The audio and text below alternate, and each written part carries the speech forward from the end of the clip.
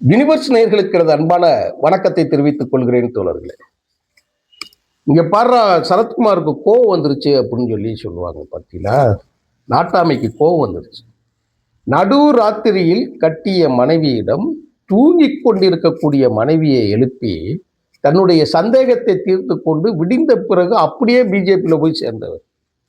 இன்னைக்கு அவருக்கு திடீர்னு மானரோஷம் பற்றி பேசிக் கொண்டிருக்கிறார். அதான் ரொம்ப முக்கியமான விஷயம். அரசியல்ல எப்படிப்பட்ட மாற்றங்கள் வரும், இல்லை இவர்கள் மக்களை எப்படி ஏமாற்றி கொண்டிருக்கிறார்கள் அப்படிங்கிற செய்தியைத்தான் இன்னைக்கு நான் சொல்ல போறேன் தோழர்களே. சரத்குமார் ரொம்ப ஒன்று பேசுறாரு. என்ன பேசுறாரு தெரியுமா? 1996 நான்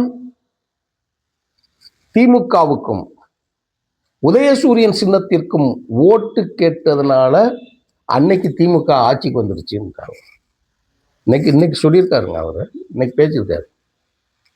நான் ஓட்டு கேட்டதுனால ஆட்சிக்கு வந்துருச்சுங்கிறார். அந்நேரம் நாட்டாம படம் நடிச்சது. ஏன் திமுக சைடு வந்தாருங்கிறதுக்கு அது ஒரு பெரிய காரணம் இருக்கு. அதுக்கு அண்ணா திமுக என்ன காரணம் இருக்குங்கிறதுக்கு அதெல்லாம் ரொம்ப சில்லியான காரணங்கள். அதை பத்தி பேசுவதற்கு நான் விரும்பவில்லை. ரொம்ப மோசமான விஷயம். ஏன் அண்ணா திமுகவுக்கு போனாருங்கிறதுக்கும் பின்னணியில ஒரு காரணம் இருக்கு. அது ரொம்ப மோசமான விஷயம். அதுக்கடுத்து ஏன் தனிக்கட்சி துவங்கினாருங்கிறதுக்கு ஒரு ஆச்சரியம் இருக்கு. எல்லாத்துக்கும் பின்னாடி ஒரு ரகசியம் இருக்குங்க.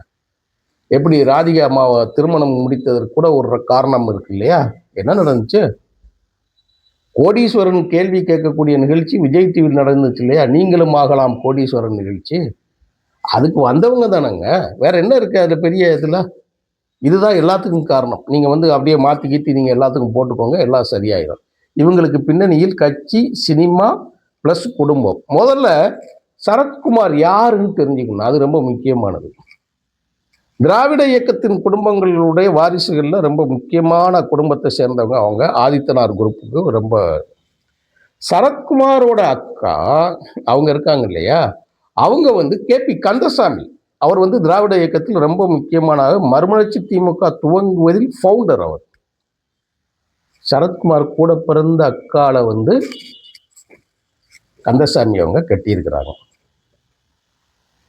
புரிஞ்சிருப்பீங்கன்னு நினைக்கிறேன் இல்லையா? அப்படித்தான் அவங்க வச்சுக்கிட்டாங்க. அவருக்குத்தான் 96 அமைச்சர் பதவி கிடைக்குது. இப்போ அவர் டெல்லியில் இருக்கக்கூடிய அவங்க குடும்பம் அதுக்காக வெல்விஷரான குடும்பங்கள், அது ஒன்றும் கிடையாது. அவங்க தான் தினகரன் பத்திரிகையோட ஃபவுண்டர். இன்னைக்கு வருது இல்லையா தினகரன், அந்த தினகரன் பத்திரிகையோட ஃபவுண்டர் யாருன்னு கேட்டீங்கன்னா கேபி கந்தசாமி. கேபி கந்தசாமி யாருன்னு கேட்டீங்கன்னா ஆதித்தனாரோட உறவு. அப்படி கேபி கந்தசாமி அவர்களுக்கு பொண்ணு கொடுத்த வகையில் இந்த ராமச்சந்திர ஆயத்தன் இந்த எல்லாம் அவங்க லைன், இந்த லைன் உள்ள இதுக்குள்ள போற லைன், இது எல்லாமே ஒரு ஃபேமிலி ட்ரீ அதுக்குள்ள வரும் இல்லையா? அது அப்போ என்னையா கேபி கந்தசாமி வச்சிருந்த பத்திரிகை இப்போ யாரு? சொப்பன சுந்தரி மாதிரி கதை இருக்குங்க இல்லை? சொப்பன சுந்தரியே தான். இதை சொன்னால் பலருக்கு கோவம் வரலாம். எங்கள் காலத்தில் நடந்ததைத்தான் சொல்றேன். இதுல அரசியல் இல்லாமல் நான் சும்மா வாய்க்கு வந்ததை செய்தியை சொல்றேன்னு சொல்லி நீங்க தோழர்கள் நினைச்சுக்கிடக்கூடாது. தமிழ் முரசுன்னு ஒரு பத்திரிகை இருந்தது. அதை சொல்லுவதற்கு முழு உரிமை எனக்கு இருக்கிறது. ஏனென்றால் தமிழ் முரசு பத்திரிகையை எங்கள் பகுதிக்கு நான் தான் ஏஜென்ட், நான் தான் வச்சிருக்கேன் பத்திரிகை. என்னைக்கு இந்த மாதிரி ஒரு அரசியல் பிரச்சனை கூட்டு அந்த செகண்ட் அதுல இருந்து நான் வெளியே வந்துட்டேன். அது காரணம் இன்னொரு இதில் ஏதாவது பேசும்போது சொல்றேன். வெளியில வந்துட்டு அந்த பத்திரிகையை விட்டு வெளியே வந்துட்டேன். என்ன ஆச்சு தெரியுமா?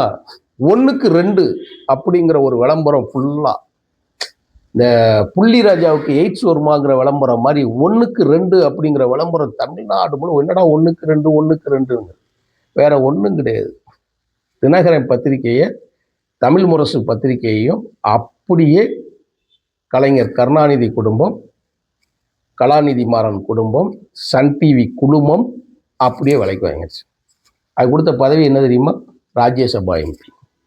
இன்னைக்கு எல்லாம் கேட்டுக்கிட்டு இருக்காங்க இல்லையா? அந்த ராஜ்யசபா எம்பிக்கு அதை கொடுத்து அந்த ஒரு தடவை எம்பி ஆனதோட சரி. அந்த ஆள் இன்னைக்கு எங்க இருக்கான்னு தெரியல. பேரு குமரன். ஆமா, எங்க இருக்கான்னு இன்னைக்கு சரத்குமார் இதெல்லாம் பேச வச்சுட்டாப்புல. இப்படி ஒரு அரசியல் பின்னணியில் இருக்கக்கூடிய ஒரு குடும்பத்தை சேர்ந்ததுனாலதான் அவங்க அரசியலுக்கு உள்ள போறாங்க. அரசியலுக்கு போய் ஒரு சமூகத்தின் பின்புலத்தில், நாடார் சமூகத்தின் பின்புலத்தில் அரசியல் இயக்கத்தை துவக்கி நல்லா அவர் வாட்டிக்கு வெற்றி தோல்வி 2வது இருக்கட்டும், தனிப்பட்ட ஒரு கட்சி அவரே ஆரம்பிச்சு அவரே நடக்கிறாரு.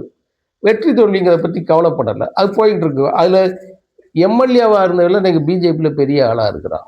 அப்படிப்பட்ட ஒரு கட்சியை நடத்தி கொண்டிருக்கக்கூடிய சரத்குமார் சொன்ன அந்த நகைச்சுவை இருக்குல்ல, இந்த பின்னணி தெரிஞ்சாதான் இப்போ பேசக்கூடிய இந்த பின்னணி புரியும் உங்களுக்கு. இந்த குடும்பத்தில் இன்னைக்கு ஒரு நகைச்சுவையில் இருக்கக்கூடிய இல்லையா, ஸ்மைல் ட்ரோலா மாறி இருக்காரு. இன்னைக்கு இணையத்தில் ஒரு ட்ரோலா மாறி இருக்காரு. ஏன் கெட்டின கொண்டாடி ஏன் கூப்பிட்டு எழுப்பி இந்த மாதிரி நான் நினைக்கிறேன், இப்படி போனேன், கட்சியை சேர்த்துடலான்னு நினைக்கிறேன், உடனே ரொம்ப நல்ல காரியம் செஞ்சீங்க, உடனே சேர்த்துருங்கன்னு பொண்டாட்டி சொன்னாங்களா, போயிட்டார். அதுக்கு ஒரு பதில் சொன்னார், ரொம்ப டேலண்டான ஒரு பதிலை சொன்னார் சரத்குமார். என்ன பதில் தெரியுமா? ஏங்க எனக்கு இருக்கிறது ஒரு பொண்டாட்டி, ஏன் பொண்டாட்டிட்ட நான் கேட்க, பொண்டாட்டி இருக்கு அதனால நான் பொண்டாட்டிகிட்ட கேட்க அப்படின்னு சொல்லி பேசினாரு. ரொம்ப கவனமாக வார்த்தையை பயன்படுத்த வேண்டும் சரத்குமார். அப்போ வரலட்சுமியோட அம்மா யாரு? இன்னைக்கு விஜய்க்கு உனக்கு என்னையா வித்தியாசம் இருக்கு?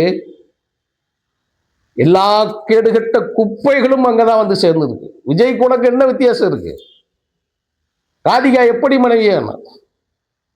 ராதிகாவோட பின்புலத்திற்கு போறதை பத்தி நம்ம பேசுறது தேவையில்லை. என்னைக்கு இப்படி திரிஷாவை பத்தி பேசுவதற்கு 1000 காரணங்கள் இருக்கிறதோ, ராதிகாவை பத்தி பேசுவதற்கும் 1000 காரணங்கள்.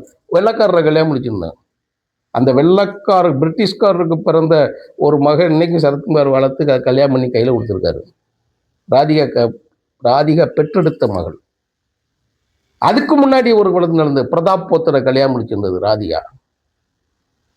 அப்புறம் இப்போ சரத்குமார் வச்சிருக்காரு. இப்போ விடுங்க, கல்யாணம் முடிச்சு இதுகளில் வச்சுருக்கா. அதுக்கு ஒரு குழந்தையும் பிறந்திருக்கு இத்தனை வருஷத்துக்கு பிறகு. அதுகளில் வேண்டாம்.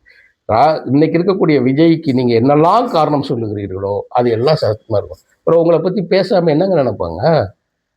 என்னமோ என்னை பத்தி பேசுறீங்க நீங்க சொல்றீங்க. பேசுறதுக்கு அவளுக்கு சும்மா ஒரு லைன் தான் பேசியிருக்கோம். யாரும் இங்கே இறந்து விடவில்லை. அரசியல் என்னமோ நீங்க நினைச்சிட்டீங்கன்னா மண்ணை தூக்கி மூடிலாம் நினைச்சிடாத. மண்ணை தோண்டி கொண்டு உள்ளே நெருப்பு எப்படி பூகம்பம் வெடிச்சு வர்றது மாதிரி இருக்குமோ அது மாதிரி புகை வந்து கொண்டே இருக்கும், ஒரு நாள் வெடிச்சிடும். நீங்க வெடிச்சா இந்த மாதிரி கருத்து வெடிக்க என்ன யோக்கியம் பேசுறீங்க நீங்க? உங்க கூட வந்திருக்கிற ஆளை நீங்க இன்னைக்கு என்ன நடத்துனீங்க? நீங்க இதுக்கு முன்னாடி ஒருத்தர் செஞ்சாப்புல அதை நம்ம கண்டிச்சோம். அது எங்க போய் சேர்ந்த உடனே உங்களுக்கு அந்த குணம் வருது சரத்குமார்? கங்கை அமரன் ஒரு நிகழ்ச்சிக்கு போயிட்டு வெளியில வராரு, பேட்டி எடுக்கிறாங்க. ஒரு ஆடியோ நிகழ்ச்சி, ரொம்ப முக்கியமான நிகழ்ச்சி. அந்த மனுஷன் பாவம் அப்ராணி, அப்பாவி, அவருடைய ரசிகன் அவர். இளையராஜா இந்த குடும்பத்துக்கு ஒரு ரசிகர். அவர் நிற்கிறாரு. அவர் மண்டையை ஆட்டிக்கிட்டு ஒரு ஆர்வத்தில் தொகுப்பாளர் ஒரு பதிலை சொல்லிட்டார். இவர் என்ன சொல்லிட்டாரு தெரியுமா? நல்லா பேசுறீங்களே, வாங்க நீங்க பேசுங்க அப்படின்னு சொல்லிட்டார். அவரும் இது கூட உள்பொருள் தெரியாம, முன்னாடி அத்தனை கேமரா இருக்குதுங்கிறது தெரியாம அவர் சிரிச்சுக்கிட்டே அப்படியே நின்று பார்க்குறாரு. நீங்க அவர்கிட்டயே பேட்டி கொடுத்துட்டு போங்கன்னு அப்படியே கிளம்பி போயிட்டான். யாருடைய சேக்காளியின் அடிப்படையில் உங்களுக்கு இந்த கோரமான கேவலமான புத்தி வந்தது என்று காரி துப்பி இருக்கிறோம், நாமளே பேசி இருக்கிறோம். அந்த மனுஷன் அப்படியே தலையை தொங்க போட்டு அமைதியா இருந்துட்டு கெஞ்சி அப்படியே போய் நின்று சிரிச்ச மாதிரியே எங்க கடைசி நீங்க தேடி பாருங்க, அப்படியே இருக்கும். நீங்க ஒன்றும் தேடி பாருங்க. அதனால சிரிச்ச மாதிரி அவருக்கு என்ன நடந்துச்சுன்னு தெரியல, என்னன்னு தெரியல. ஒரு ரசிகன், அப்பாவி ரசிகன். அது மாதிரி இன்னைக்கு சரத்குமார் உட்கார்ந்துருக்காப்ல பேட்டி கொடுக்குறான். நீ இவ்வளவு கேவலமான அரசியல் நடவடிக்கைக்கு பிறகும் உன் கூட இருந்து என்னுடைய தொண்டர் எங்க கட்சியை கொண்டு போய் சேர்த்துட்ட, உனக்கு பதவி கொடுக்கலங்கிறதுக்காக அதை நீ கேடு. பக்கத்துல பாயாசம் மாதிரி நீங்க கேட்கறதுன்னு அப்படியே இங்கேயும் ஊத்துங்கன்னு சொல்லி தொண்டர்கள் என்ன அளவு தொண்டர்கள் இருக்கிறாங்க? கட்சியை போய் சேர்த்தாச்சு இல்லையா, லெட்டர் பேடை கொண்டு போய் கொடுத்தாச்சு இல்லையா, எங்கிட்ட இருந்து வராங்க தொண்டர்கள். நாங்க இப்பயும் அப்படித்தான், நாங்க அதே உணர்வோடு இருக்கிறோம் அப்படின்னு சொல்லி பக்கத்துல இருக்கா. கங்கை அமரன் சொன்னதை விட அப்படியே அப்ப நீங்க பேசுங்கன்னு சொல்றாங்க. அப்படி உட்காருங்கிறாங்க. பிஜேபி சகாவாசம் உங்களை எந்த அளவுக்கு கொண்டு போய் இருக்கும்? நீங்கள் ஏன் பிஜேபிக்கு சென்றீர்கள்? பின்னணியில் என்ன? எல்லாருக்கும் எல்லா செய்தியும் தெரியும். உங்களுடைய புது மருமகன் எங்க இருந்து எப்படி வந்தாப்ல, உங்களுடைய மூத்த மகளின் மருமகன், அதையும் தெரிஞ்சுக்கணும். உங்களுடைய மூத்த மகள் மனைவியோட மகள், பேர் வேண்டாம் நமக்கு, எதுக்கு பேரெல்லாம் நமக்கு தெரியும், எல்லாரும் ஊர் அறிஞ்ச ரகசியம்தான். ஆனா இப்போ கட்சியை காணோம், திடீர்னு கிடத்த காணும்னு சொல்ற மாதிரி நாங்கள் திருப்பியும் நான் சமத்துவ மக்கள் கட்சி நான் ஆரம்பிக்க போறேன், ஆள் பார்க்குறேன்னா விஜய்க்கு பின்னாடி ஒரு கூட்டம் போறது மாதிரியும், விஜயகாந்துக்கு இன்னைக்கு செத்த பிறகு திமுக சீட்டு கொடுத்தது மாதிரியும் இந்த கேவலங்கள்லாம் நடக்கிற போது இது ஒன்றும் தப்பும் கிடையாது. அம்மா அப்படின்னு சொல்லலாம். திமுகலங்க விஜயகாந்த் இல்லாத கட்சிக்கு, அவங்க ஒண்ணும் இல்லாத கட்சிக்கு கூப்பிட்டு இன்னைக்கு என்ன நடக்குங்கிறத எல்லாரும் பார்த்துட்டு தானே இருக்கோம். அதை சரத்குமாரும் பார்த்துருப்பாருன்னு நினைக்கிறேன். இந்த கூத்தாடிகளுக்கு பின்னால் நடக்கக்கூடிய லாபி இருக்கு இல்லையா, கமலஹாசனை கூப்பிட்டு அப்படியே ராஜ்யசபா எம்பி கொடுக்குறாங்க. நான் சொல்றதுல நல்லா கவனிக்கணும். இதுல ஒன்றும் தனியாக விருப்பம் எல்லாம் கிடையாது. அரசியல் என்னடா தமிழ்நாட்டில் மட்டும் அரசியல் மக்களுக்கு பின்னாடி போறேன்னா நீங்கள் என்னடா செய்றீங்க போவீங்க அப்படிங்கிற கேள்வி வருது இல்லையா. இப்போ நீங்கள் என்ன செய்றீங்க? கமலஹாசனுக்கு ராஜ்யசபா எம்பி. அதனால தான் கேட்டிருந்தேன், வைகோ அவர்களும் கமலஹாசனும் ஒன்றா அப்படின்னு சொல்லி கேட்டிருந்தேன். நான் கேள்வி கேட்டிருந்தேன். நம்ம காணொலி போட்டிருக்கிறோம். அதே இது இங்கிட்டு பாருங்க, இவர் வர்றாப்புல யாரு? விஜயகாந்த். அவருக்கு எவ்வளவு முக்கியத்துவம் கொடுக்கறத பாருங்க. இன்னும் வெளியே வரலங்க, இன்னைக்கு நிமிஷம் வரைக்கும் வெளியே வரலங்க. அப்புறம் சரத்குமாருக்கு ஆசை வராதா? வருமா வராதா? நானும் அங்கிருந்து பிரிஞ்சு நான் வாரேன், சேர்த்துக்கோங்க. பிஜேபியை உடச்சிட்டு தானே வருவோம், திமுக சேர்த்து கொண்டு வாங்க. இருக்கலாம், ஒருவேளை அது கூட இருக்கலாம். நாங்க பிஜேபிக்கு அதிமுக கூட்டணி போகாம தேமுதிக வந்துருச்சு, நாங்க பிஜேபியே உடச்சி கூட்டு வந்தோம்னு சொன்னாலும் சொல்லும் கேவலம் நடக்கலாம். வேல்முருகன் வெளியே சொல்லிட்டார், சரத்குமாரை உள்ள கூட்டு வந்தோம்னு சொல்லி இதற்கும் சப்பை கட்டு கட்டலாம். அரசியலில் எது வேணாலும் நடக்கும். இந்த கேவலமும் நடந்து தீரட்டும் தோழர்களே. நன்றி, வணக்கம் தோழர்களே.